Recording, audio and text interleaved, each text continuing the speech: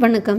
நம்ம வாழ்க்கையில் நாம் சுயமாக உழைச்சி வாங்கிய முதல் சம்பளம் எவ்வளவு முக்கியமோ அதே அளவிற்கு சம்பளம் வாங்கும் ஒவ்வொரு முறையும் முதல் செலவு செய்யும் பொழுது கவனமாக பார்த்து செய்வதும் முக்கியமானது. முதல் முறை கஷ்டப்பட்டு சம்பாதிச்சு கையில் வாங்கும் பணம் எவ்வளவு சிறியதாக இருந்தாலும் அது நமக்கு வாழ்வின் இறுதி வரை மறந்து போகிறது கிடையாது. சம்பளம் வாங்கியவுடன் முதல் வேலையாக இந்த பொருட்களுக்கு செலவு செய்தால் வீட்டில் சுபீட்சம் நிலைச்சு நிற்கிறதுன்னு சாஸ்திரம் சொல்லுது. அப்படி சம்பளம் வாங்கியவுடன் வாங்க வேண்டிய முதல் பொருள் என்னவா இருக்கும் அப்படிங்கிறத இந்த பதிவில் பார்க்கலாம்.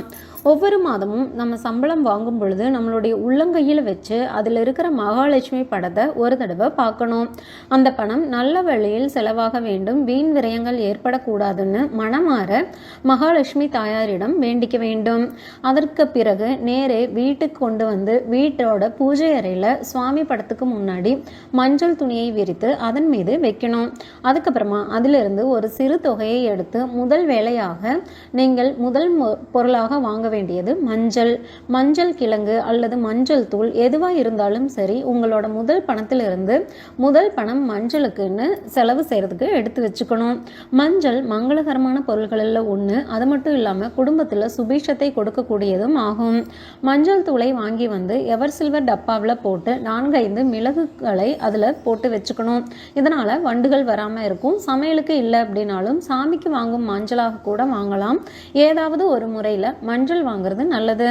அடுத்தது பார்த்தீங்கன்னா, நீங்கள் சம்பளம் வாங்கிய கிழமை வெள்ளிக்கிழமையாக இருந்தால் வெள்ளிக்கிழமையில் வாங்க வேண்டிய மிக முக்கியமான பொருட்களில் கல்லுப்பும் ஒன்று. கல்லுப்பு மகாலட்சுமியின் அம்சம் அப்படிங்கிறதுனால வெள்ளிக்கிழமையில் கல்லுப்பு வாங்குவது, அதுவும் முதல் சம்பளத்தில் இருந்து வாங்குவது எண்ணற்ற பலன்களை கொடுக்கும்.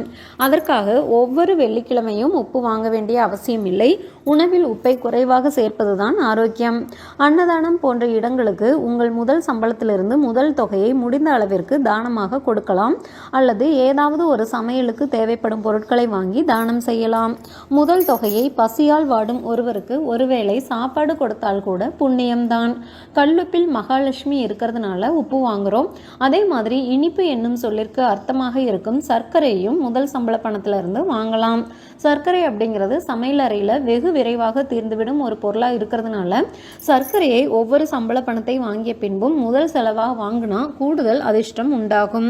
கல்லுப்பு, சர்க்கரை, மஞ்சள், அன்னதானம் ஆகிய இந்த 4 விஷயங்களில் எது உங்களால் முடியுமோ அதை முதல் செலவாக ஒவ்வொரு மாதமும் சம்பள பணத்திலிருந்து செய்து வந்தால் வீடு முழுவதும் மகாலட்சுமி கடாட்சம் நிரம்பியிருக்கும்.